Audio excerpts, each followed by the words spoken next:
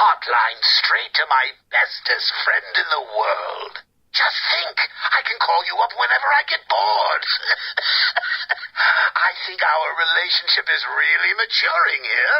The next thing you know is we'll be exchanging emails or meeting up for romantic dinners. You have one missed call.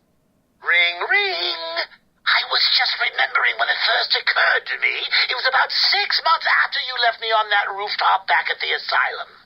As the bones knitted back together, I had plenty of time to think. So how do you keep a secret from the world's greatest detective? Well, do you know? It's easy. You stick it right in front of him, right under his long, pointy nose, and wait. I hope you're doing your best here, Bats, because I've just had a horrible thought. We could both actually die here tonight. Fortunately, the odds are weighted in my favor, but just imagine how you'll feel if I'm gone. It's not like you're not lonely enough, right? All that brooding is not good for you, you know. Do you have someone to go home to each morning? And I don't mean that kid you drag across the rooftops. I mean someone real, someone you can talk to. I don't think you do. It's sad, isn't it? You do all this for Gotham, and the only person you can rely on is me. You have one missed call. Hey, been missing you. Get back to me. Laters. You have one missed call. Hello? I'm not sure that you got my call earlier. I'm just dying to speak to you. Call me, Bats. You have one missed call. Bats? Seriously? You're making me paranoid. Why aren't you answering my calls? You haven't gone and died on me, have you? You have one missed call. Look, I know you're not dead. I'm missing a group of my guys down under the tower. Guess that means you know about the guns already. Okay, I admit it, they're mine. Strange gives them to me, okay? Can we be BFFs again? You have one missed call. Maybe it wasn't you that took out my guys. All right, then. The message I left before, you know, the one I left about the guns, you can ignore it. Just delete it. You have one missed call. Right. This is getting ridiculous. I've been leaving messages all night and you still haven't got back to me. Who do I need to kill to make you pick up? You have one missed call. At last? Hey, Bats, where you been? I was just calling to find out how you're feeling. Are you getting the hallucinations yet? I know. It's hard to tell these days. You just never can tell if it's Scarecrow again, that little guy with the hat, my blood running through your veins, or if after all this time you really are actually going crazy. You have one missed call. Hey, Bats, are you okay? I'm sorry I had Harley steal your cure. You were so busy with Freeze that she didn't even have time to ask. But don't worry, as soon as that little minx is back here and I've had my share, I'll save some for you.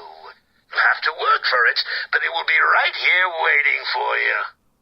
You probably won't believe this, but I don't really think I can sit back and watch you die. It's selfish, really, but we need each other. Life would be so boring without you. Who would I talk to? Who would really understand me? Hello? Anyone in there? No sense of humor. Ah, the strong and silent type, eh? Think you're safe behind that mask? Give me 20 minutes and a can opener, and I'll have you whimpering like a schoolgirl. You might like it. That's enough, patient. Guard, leave us. Yes, sir. Good afternoon. My name is Professor Hugo Strange. And you are? Two-Face. Catwoman. Batman. We can play these games as long as you like. Great! I love games. Not in my facility, you won't. I am offering you this opportunity to make a deal. I am fully aware of your condition. The last thing you have is time. But I can make your final days more comfortable. And in return, I'd be giving you... I wish to study you. I need to know why you are the way you are. I don't have long, Doc. You're going to need more than some psycho mumbo-jumbo to get to the bottom of what's wrong with me. Oh, I have more than that. Much more. So, do we have a deal? How are you feeling today? You promised me another doctor, Strange. Maybe you shouldn't have killed the one I sent last week. What made you do it? Fish gotta swim, birds gotta fly. Besides, it was worth it to see the look on her face. Hey, you know what? I think I've got a piece of it here in my pocket. You are trying my patience. That was the third doctor you've killed. Well, keep on sending them, Doc. I'm trying to break my record. I think it is time for you to do something for me. Name it, Doc. Tell me how you came to be. Explain what made you what you are today. How you come to be sitting across the table from me, dying. Is that all? Well, I guess you could say I once had a very bad day. Really? Go on. It was a Thursday night. Things had been getting worse. I was 3 days from the bank foreclosing on my home. The chemical plant I worked nights at was about to lay off half the workforce. And I was sitting in the hospital, holding the hand of my pregnant wife, wishing to God that she wasn't dead.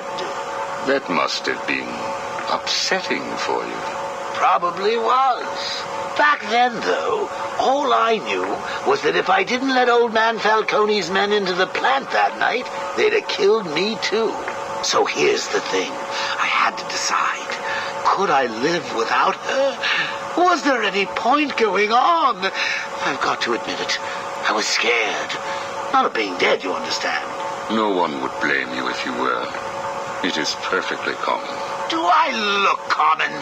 No, I was scared of the part just before you die, when you don't know what is about to happen, when you're desperately clutching at life and trying to hold on with slippery, blood-covered hands. So I made a decision right there. And what was that? That is a story for another day, Strange. I think I may need to see a doctor. Get me one. You were telling me about the night your wife died.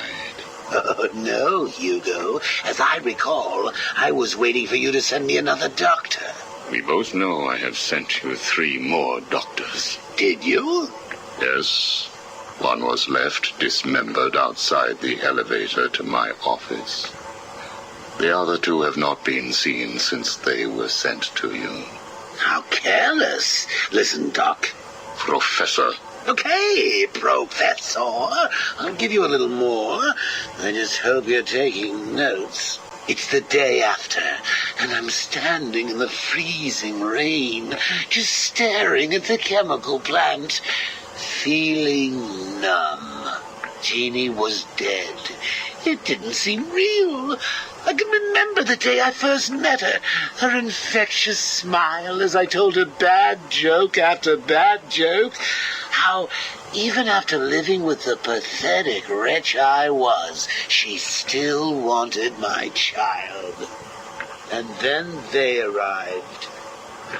Reality's way of yanking me another wedgie. Falcone's men told me to cheer up. He said things could be worse. I asked him how. He grabbed me by the collar, pulled me close. He'd been eating garlic, and each word stank as he threatened to perform oral surgery on me with a nail and a brick. Creative guy. They hand me a box. I remember thinking it was heavy. Was it a bomb? A gun? I'd never used a gun before. Were they that heavy? And what was in the box? How's that doctor coming along? I'll get you one. And when you do, I'll tell you the rest. You are looking a little better, yes. Well, I have my good days and bad days, but I do try and start each one with a smile. Are you ready to continue your story? Yeah, why not? So where was I? The box. Ah, yes, the box. So there I was, tearing open this box, expecting the worst. And all it had in it was a crazy red dome and a cloak. I thought they were having a joke with me, but oh no. They made me put it on. They said it was a disguise. It would keep me safe. It smelled like garlic. And that was it, really. I was dressed up like a spaceman, barely able to see, trying to break into the one place in this town that had given me a job. Have you ever tried to walk with an enormous fish bowl on your head? Don't answer that. It's hard. I couldn't see where I was going. I must have tripped one of the alarms. I heard muffled gunfire. I panicked and tried to run. And then I saw him. Who? That man. Really? Yes, really. Batman tried to hit me. I moved out of the way, but, well, what you need to understand is I had this giant bowl on my head, and I lost my balance. It's like life, really. 1 minute everything's bad, and the next your wife's dead and you're hanging on for dear life, suspended over a tank of experimental chemicals. I'm sure he'd say he tried to save me, but we all know he didn't. I fell. For a second, just as I hit the surface, I thought I may just get away with this. I assume that wasn't the case. Do I look like I got away with it? I was drowning. The chemicals were burning my skin. My entire body felt like it was on fire. And it was all his fault. Whose fault? Batman's? Who else? Yours? Come again? Let me tell you what I believe. I believe that you have fabricated a series of events that you use to conceal the truth about your condition. I have read 12 different accounts of your past, all different, except for one detail. Batman. What can I say? I like to keep things interesting. A wise man once told me that if you have to have an origin story, you're better off making it multiple choice. And never facing up to the truth of what happened. What you did. How you got here. Oh, I know exactly how I got here. A big truck brought me here from Arkham. You remember the asylum, don't you? Of course. Well, good. Because I'd hate to think that I'd fabricated seeing you watching me in my cell all those times. Excuse me? Hugo, you merry maniac. You were obsessed with me.